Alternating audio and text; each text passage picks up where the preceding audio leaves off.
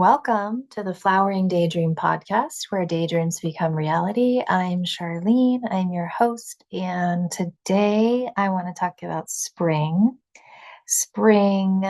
goddesses, and resourcing, spiritual resourcing. This is my absolute favorite time of the year, especially in the Pacific Northwest, where the cherry blossoms are blooming and fragrant, and just everything's coming out of the ground. And also, I just love this time of year in general. I'm an Aries and I love spring for the renewal, the creativity, the idea planting, the seed planting.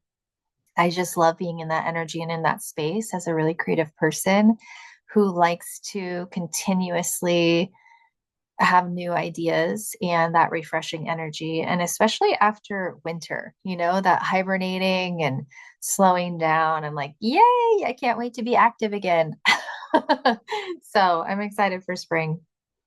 I want to talk really about how to connect to this energy to help empower and enliven and enrich your life spiritually, and to do that through spiritual resourcing, and specifically with goddesses of spring. So that this can be done with any time of year, any type of year, any type of practice or ritual, but specifically today we're going to talk about doing this with the goddesses. And I think of spiritual resourcing as a way to be empowered, enriched, and nourished, and more of a relationship. So if you're new to this, I'm thinking about resourcing as not just like anchoring somewhere spiritually or believing in something, but more so cultivating a relationship, really having a back and forth or a rapport with whatever it is that you are spiritually resourcing with. And that can be through getting to know whatever it is that you're resourcing, through reading, through watching something, through practices, through altars, through journaling and meditation, through journeying, through invocation, through intentions. There's so many different ways that we can do this. And it's about what works for you and what you connect with and what helps you feel that way. And I think about it more as like a relationship in real life. It's the same thing, but we're doing this spiritually. And if you have support with friends or family or through your job, this is support on a spiritual level. This is finding that resourcing on that extra level. So there's a lot of different ways to do it, and there's no wrong or right way. So today we're going to talk about a few of the goddesses of spring and how you might connect with them spiritually so that you can have that resourcing. So first we'll talk about Ostara, which is the goddess of spring and the equinox. And this is the Germanic goddess of dawn and fertility. And legend has it that once she found a bird dying from the cold of winter. And in compassion, she transformed the bird into a hare so that it could survive. But the hare retained the ability to lay eggs, and she offered it, which it offered to her as a gift of gratitude. So that's one of the roots of the modern Eastern bunny tradition. Ostara is celebrated during the spring equinox, a time of equal light and dark, symbolizing balance and new beginnings. And her energy brings hope, rebirth, and the gentle awakening of life after winter. So, what is a way that we could connect with Ostara? Well, we could do an invocation or an affirmation, and you can change this. It doesn't, you don't have to repeat it exactly, or you can, again, whatever works for you. But this would be one way. We could say something like, Ostara, bringer of light and renewal, awaken the seeds within me. May I rise with the dawn of this season, balanced in hope and harmony. Teach me to trust the return of life after darkness. I bloom in balance and I welcome renewal with an open heart. So that is one way to connect with that energy. And I want to talk about the different ways that we can connect, and there may be one that resonates with you or all. And this is just my opinion, but I think that we connect through an archetypal approach, which is just embodying the qualities. So when we think about Ostara and the qualities of spring and rising in darkness to the dawn, that is an archetypal way of embodying the qualities. And we can do that through creativity or through imagining those energies within ourselves, right? That's one way. The other way would be a mythological mirror. And this is more about like seeing your journey in a goddess's story. So somehow relating to the goddess and their experience and finding comfort or support or resilience or empowerment through the story of whatever goddess it is that we're talking about. So that's the second way. And then, in my opinion, the third way, the most fruitful way, is through direct connection. And that would be through ritual, through altars, through prayer work, through meditation or journeying. It's that tier that I think of that's more about building a relationship and cultivating a relationship rather than, just the archetypal energy or just the mythology around what you're working with. So, again, you're going to do what works with you, or if you already have beliefs and systems and practices, then you're going to incorporate this in a way that works for you. But those are the ways that I think about connecting spiritually or resourcing spiritually with this type of work. So the next goddess is Persephone, and this is the Greek goddess of spring and the underworld. Persephone is the daughter of Demeter, the goddess of harvest, and one day Hades, the god of the underworld, abducted her to be his queen. In her grief, Demeter caused the earth to wither, bringing about winter. Eventually, a deal was struck, and Persephone would spend part of the year in the underworld and part above. Her ascent each spring marks the return of growth and abundance to the land. She's the goddess of duality, both the light and spring and the shadow of transformation, and her story is one of descent, sovereignty, and cyclical return to power. I've always found her really interesting. And as we're going through these goddesses, pay attention to how it resonates or what it brings up in you, or if you're noticing more of a call or a draw to one particular goddess or another. But I always kind of felt unsure about Persephone, and I didn't really like work with her. And it had to do with the duality, the underworld and the spring and the upper world, and shadow and light. And it was before I was able to understand that two things can exist at once at the same time, right? It's not either or avoiding the dark, that kind of a thing too.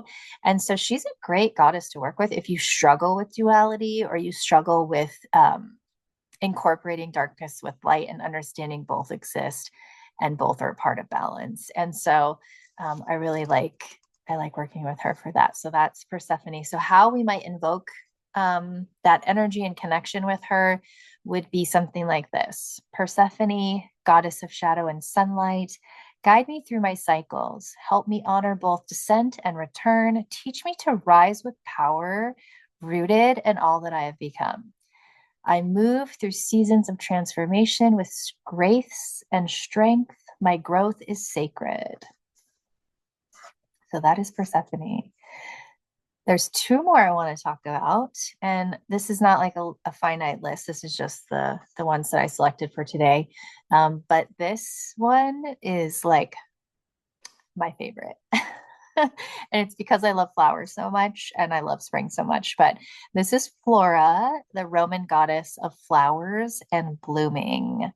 Flora is the Roman goddess of flowers, vegetation, and joyful growth. She's the personification of blooming life, and her festival, Floriala, I don't know if I'm saying that right, was celebrated at the end of April with dancing, colorful clothes, and offerings of flowers. Flora is less about complex myth and more about embodying aliveness, celebration, and sensual beauty. Her energy is pure delight, inviting us to live in full bloom and to be playful and expressive and to open like the flowers and the sun. I mean, who doesn't feel good when you're hearing that sentence? I just love that energy. So how we might invoke Flora is Flora, spirit of the blossoms, awaken my senses to joy. Let beauty bloom through me. May I dance with life, vibrant and free, in full color and expression. I give myself permission to bloom fully. Joy and beauty are my birthright. Let that sink in. So that might be one way that you cultivate and activate that energy of Flora within yourself. And then the last goddess I want to talk about is Braint, the Welsh goddess of sovereignty and sacred flow. Braint is a lesser known Welsh goddess associated with blessings, sovereignty, water, and divine right. Though detailed myths of her are scarce, her name lives on in the River Braint on the Isle of Anglesey. Am I saying that right? Who knows? A sacred druid landscape. She's thought to be the guardian of ancestral power and sacred lineage, blessing leaders and aligning people with their spiritual authority. Her presence feels like a quiet, deep current flowing beneath the surface, carrying wisdom and ancestral grace. In spring, her waters rise, nourishing the land and reminding us of the sacred flow within us all. So, how we might call upon that energy or cultivate that goddess relationship would be an invocation or an affirmation. Something like Braint, sacred river of blessing, flow through me, restore my sense of divine right and inner sovereignty. Let your waters guide me to stand in grace, aligned with my truth and ancestral power. I am a vessel of sacred flow, and I stand rooted in my truth, crowned in quiet power. So, those are the four that I wanted to talk about today. And really embodying those qualities, cultivating those qualities, seeking support and connecting, to those goddesses to help further develop that within yourself for the season of spring or any time of the year.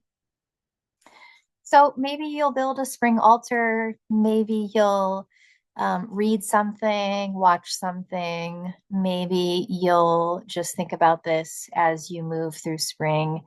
However it affects you or calls to you, just allow that to take root and blossom the rest of spring. Before we go, I want to share a collective reading with you from this deck that I absolutely love, this oracle deck. It is the Goddess Within Oracle by Christabel Jessica. I like this deck because it has goddesses from all around the world. And we're going to do a collective reading today, which means there's a message for everyone in a collective reading. And that means that whatever is said is just universal. It's not just specific, right? But if you happen to find this episode or you're listening, obviously, then it is definitely meant for you. Take what resonates, leave what doesn't. So first, in the 3-card reading that I pulled for the collective, we have Hina, who is the Hawaiian lunar goddess. And her message is to examine the moon's current phase and reflect on its effect in your life, as you are also cyclic by nature. And what I love about this is the moon controls the tides, the water. We are 70% water or whatever. And so when the moon is going through its phases, the water is inside of us being affected. So when we feel, oh, that's my dog.